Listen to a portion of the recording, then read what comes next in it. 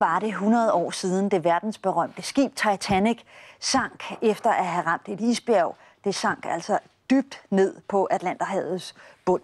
En frygtelig, men samtidig temmelig fascinerende historie, der bare blev ved med at kile sig fast. Godmorgen og velkommen, Thomas Slot. Du lever blandt andet af at holde foredrag om Titanic, som jo altså kostede ca. 1.500 mennesker livet.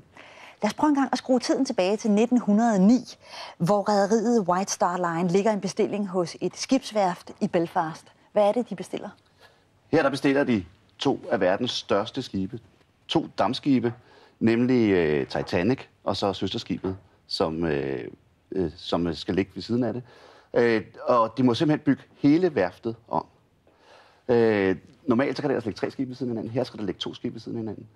Og man må gå fra at have 6.000 mennesker ansat til at have 12.000 mennesker ansat på arbejde på det her skib. Wow. Her ser vi altså et gammelt arkivbillede af skibet under tilblivning. Det ser rimelig stort ud. Vi har faktisk også nogle billeder af nogle af de propeller, der blev bygget til skibet. Hvor store var de? Jamen, de var store. Skibet det er drevet frem af 3 propeller, og den i midten, den er 5 meter, og så den ude i siderne, de er 7 meter høje. Og de vejer hver især 38 tons, og så er de lavet bronze. Så er vi ved at være der. Ja.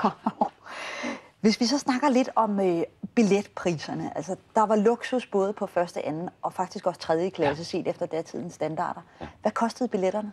Jamen, hvis man skulle på 3. klasse, så ville det koste et sted mellem 1 og 2 månedsløn at komme ombord der. På første klasse, der kunne man også komme ombord for sådan rimelige penge, det der svarer til sådan cirka 30.000 kroner for os i dag. Men de fleste, der var med ombord på første klasse, de skulle betale 500.000, og det gjorde de gladeligt. Hold op. Og hvad fik man så for pengene? For pengene så fik man ikke kahytter, men som de beskriver selv, suiter. De sejlede med et skib, som var toppen af poppen, og folk var begejstrede. Det var meningen, at det her det skulle være et skib, som gik ind i verdenshistorien som det mest luksuriøse skib. Og det var det også. De telegrammer, som der bliver sendt fra skibet, fortæller om folks enorme begejstring. Og de føler sig forkælet, og de har aldrig set noget lignende. Suiterne de er indrettet efter et historisk tema hver især. Okay, så forskellige historier afhængig af, eller rettere sagt forskellige temaer afhængig af hvilken suite man bor i. Hvilken suite man bor i. Jeg ved også, der var brusebad ombord, hvilket var ypperluksus for den tid. Og det skrev det også noget helt særligt. Og der var ikke bare brusevand, brusebad, det var brusebad med koldt og varmt vand. Sådan. Ja. Vi har alle sammen hørt, hvordan Titanic så den her skæbnesvangre nat rammer et isbjerg og går ned med et brag på ganske få timer. Ja. Men der er også en hel del tilfældigheder forbundet med den her historie. Hvilke er de mest væsentlige? Jamen, der er det nok først og fremmest, så gør Smith, som er kaptajnen på skibet, han gør det, at der kommer nogle varsler om isbjerg i løbet af dagen, og han vælger lige før middagen kl. 20 at lægge kursen om. Sådan cirka 20 minutter sejler de sydpå for at komme væk fra den værste område af isbjerg. Og så derudover så er det med kikkerterne. Oppe i udsigtsposten, der står der nemlig 2 mænd og skuer ud over et blikstille hav, der er fuldstændig mørkt. Og det er et problem.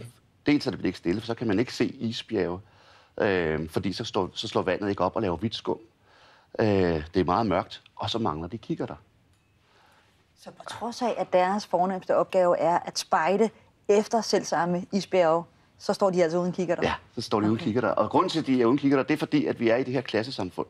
Og der er sket det, at Olympic, som er søsterskibet, sejlede galt, fik smadret borgen. Og derfor så bliver der ændret hierarkiet af mandskabet. Og manden med nøglerne til kikkertskabet, han er blevet sendt hjem.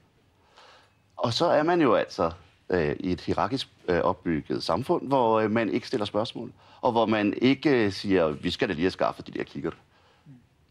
Det ville jo i vores dage jo nok hurtigere have kunne klare alligevel. Og dem på broen, som er styrmænd, de har kikkerter, men de afleverer den ikke til udkigsposterne, fordi de skal jo have deres egen kikkert. Og det fik altså fatale konsekvenser, må man sige. Ja, bestemt. Så er der alle de her telegrafistdamer, som er ansat på skibet, men de er ikke ansat som besætning. De er ansat på en anderledes måde, der gør hvad? Ja, men det er det. De har ikke noget med skibet at gøre, så derfor så indgår de slet ikke i skibets hierarki, og derfor er det heller ikke underlagt kaptajnen på samme måde. Det er dem, der modtager al kommunikation og alle de her varsler, der kommer i løbet af dagen med isbjerge. Og sker der det, at omkring klokken 22, så nærmer de sig Newfoundlands kyst. Og der står der en modtager inde på kysten, som de så kan ramme. For ellers har de ikke kunne sende et eneste telegram i al den tid, de ligger ude på Landehavet. Men nu... Det er i virkeligheden det, de bruger tiden på. Det er at sende lykkeønskningstelegrammer afsted frem for at tage imod telegrammer om truende isbjerge. Ja, og det er jo irriterende, når der kommer noget ind til dem lige i den periode der. Og så faktisk ligger der et skib foran dem. Det er jo sådan på det her tidspunkt, der er der rigtig mange, der rejser til USA. Så derfor ligger alle skibene i en lang perlekæde hen over Atlanterhavet. Så der er ikke så langt mellem skibene, og skibet, der er foran, melder tilbage flere gange, siger, der ligger altså isbjerg, I skal passe på, der er isbjerg her. Vi ligger også for anker nu, for vi synes, det er for farligt at sejle og uansvarligt. Hvorimod Titanic kommer for fuld kraft hen over vandet. Blandt andet fordi telegrafistdamerne har lukket ned for kommunikationen og sagt, er I søde og holde jeres mund? De svarer ubehøvet tilbage igen til, vil I så tie stille? Vi har travlt. Og de kommer ikke op med noget. Og vi ved alle sammen, hvordan det ender. Hvad har man lært af den her frygtelige tragedie? Jamen, det man umiddelbart lærte af den bagefter, det var en masse omkring sikkerhed. For eksempel så aflyser Smith en øvelse inden for sikkerhed om morgenen, kaptajnen. Og der bliver det så obligatorisk fremover. Det bliver også obligatorisk, at man skal have redningsbåd nok med ombord. Og derudover så ligger man hele den der sejlrute, den ligger man meget længere mod syd for at undgå isbjerg. Vild historie. Thomas, tak for dit besøg i hvert fald.